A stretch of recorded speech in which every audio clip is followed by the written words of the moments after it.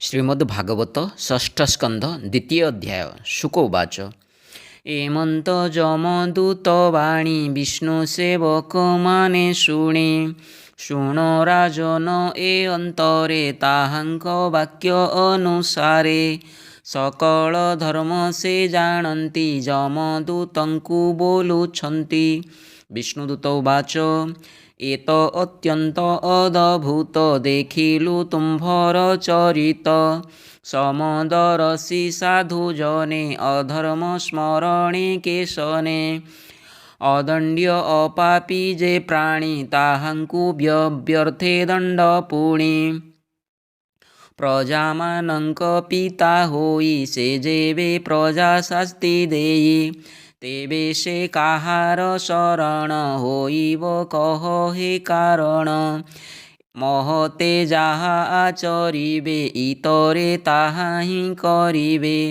से जाहा प्रमाण करिबे लोके से पथ आचरिबे जाहार अंके शिर देई निशंके जन निद्रा जाई पशु जे सने सुखे थाई धर्म अधर्म न जानई मित्र स्वभावे जार तहि विश्वासे आत्मा समर्पई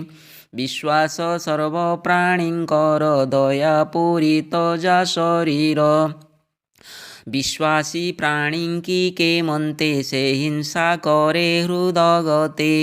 कोटि जन्मर शुभ फल कलाए द्विज अजामिल जेणु आकुले नारायण मंगल कला उच्चारण एणु ए पापी मंद कृत्य सकल कला प्रायश्चित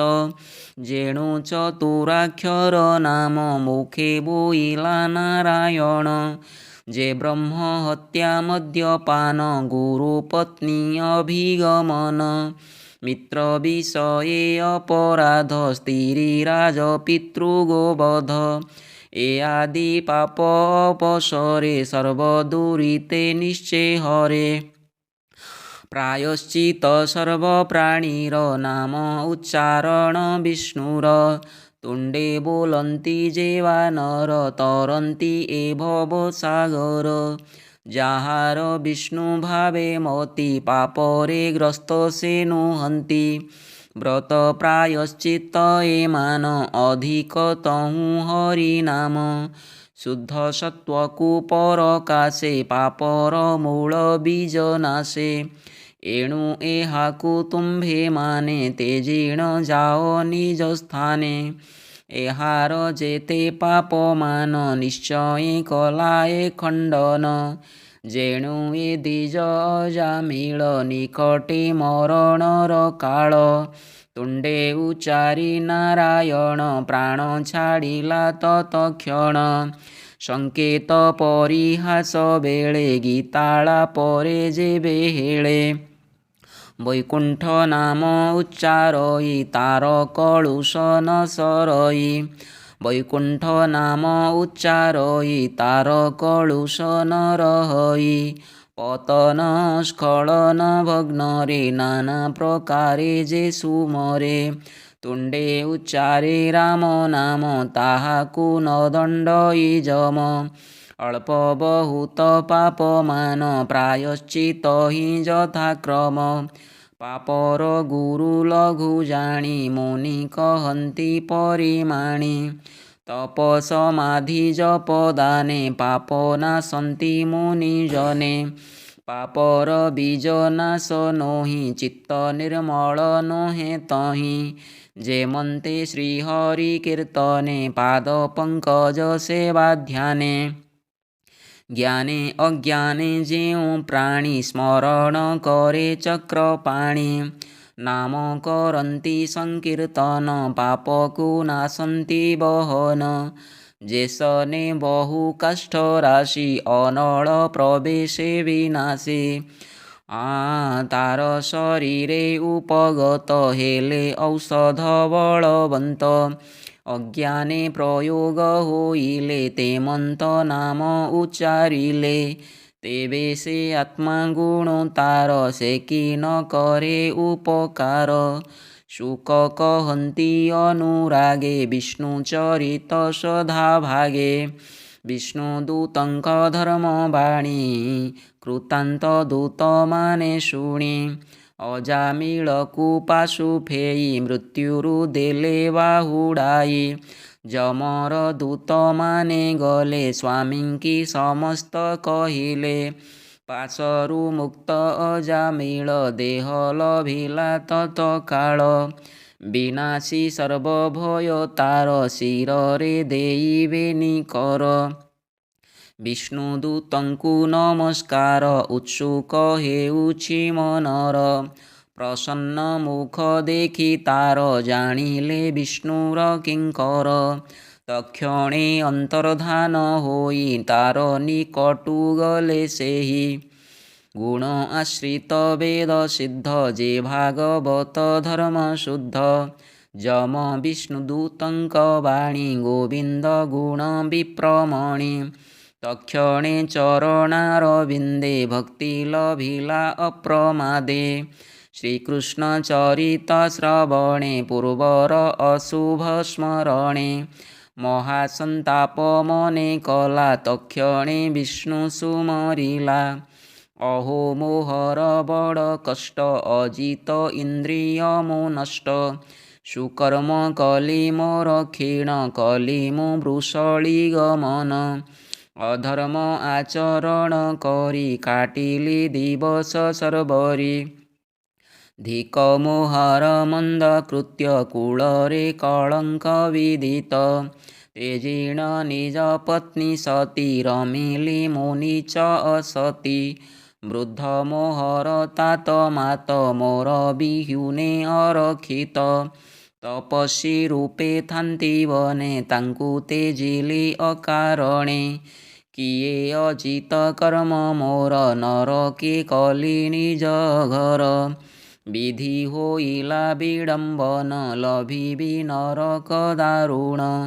ଧର୍ମ ହିଂସକ ପାପୀ ଯହିଁ ନାନା ଯାତନା ଭୁଞ୍ଜୁଥାଇ କିଏ ସ୍ୱପନ ଅଦଭୁତେ ନୟନ ଦେଖିଲି ସାକ୍ଷାତେ କିଏ ସ୍ୱପନ ଅଦଭୁତେ ନୟନେ ଦେଖିଲି ସାକ୍ଷାତେ ପାଶଦ ଉଡ଼ି ହସ୍ତେ କରି ଯେ ମୋତେ ନେଉଥିଲେ ଧରି ଏତ ଆଶ୍ଚର୍ଯ୍ୟ ବଡ଼ ଏଣେ କ୍ଷଣକେ ଚାଲିଗଲେ କେଣେ ଏ ଅନ୍ତେ ସିଦ୍ଧ ଚାରିଜଣ ତାଙ୍କର ରୂପ ମନୋରମ ପାଶେ ବନ୍ଧନ ମୋତେ କରି ଅଧୋଭୂମିକୁ ନେଲେ ଧରି ଛଡ଼ାଇ ଦେଲେ ଏହି କ୍ଷଣି କ୍ଷଣକେ ଗଲେ କାହିଁ ପୁଣି ମୁଁ ତ ଅଟଇ ପାପୀହୀନ ମୋହର ଦେବ ଦର୍ଶନ ଏଣୁ ହୋଇଲା ଏ ମଙ୍ଗଳ ଆତ୍ମା ମୋ ହୋଇଲା ସୁଫଳ ଅସୁଚି ଦାସୀପତି ମୁହିଁ ମୋ ତହୁଁ ପାପୀ ଅଛି କାହିଁ ମୋହର ମରଣର କାଳେ ନାମ କୀର୍ତ୍ତନ ଅବହେଳେ ଜିହ୍ୱା ମୋ କେମନ୍ତେ ବୋଇଲା ଶ୍ରୀକୃଷ୍ଣ ମୋତେ ଦୟା କଲା ମୁଁ କାହିଁ ଧୂର୍ତ୍ତ ପାପୀ ବର ବିପ୍ରକୂଳର ଲଜ୍ଜା କର ସର୍ବମଙ୍ଗଳର କାରଣ ବୈକୁଣ୍ଠ ନାମ ଉଚ୍ଚାରଣ କେମନ୍ତେ ବୋଇଲଇଁ ମୁହିଁ ଦୟା ଯେ କଲେ ଭାବଗ୍ରାହୀ ଇନ୍ଦ୍ର ଅଜିତ ମୁଁ ଅଟଇ ଏମନ୍ତ କରିବଇଁ ମୁହିଁ ଯେମନ୍ତେ ଆତ୍ମା ଭୋଗ ଛାଡ଼ି ବ୍ରହ୍ମ ଭାବରେ ରହେ ବୁଡ଼ି ଅବିଦ୍ୟା କାମ କର୍ମୁ ଜନ୍ମ ମୋଚନ କରି ଏ ବନ୍ଧନ ସର୍ବଭୂତରେ ଶାନ୍ତ ହୋଇ ଦୟା ବହିବି ଚିତ୍ତେ ମୁହିଁ ଏ ମାୟାଗ୍ରସ୍ତ ମୋର ମନ ନିଶ୍ଚୟ କରିବି ମୋଚନ ଯେଉଁ ମାୟାରେ ମୋହ ମୁହିଁ କ୍ରୀଡ଼ାକୁ ରଙ୍ଗ ପ୍ରାୟ ହୋଇ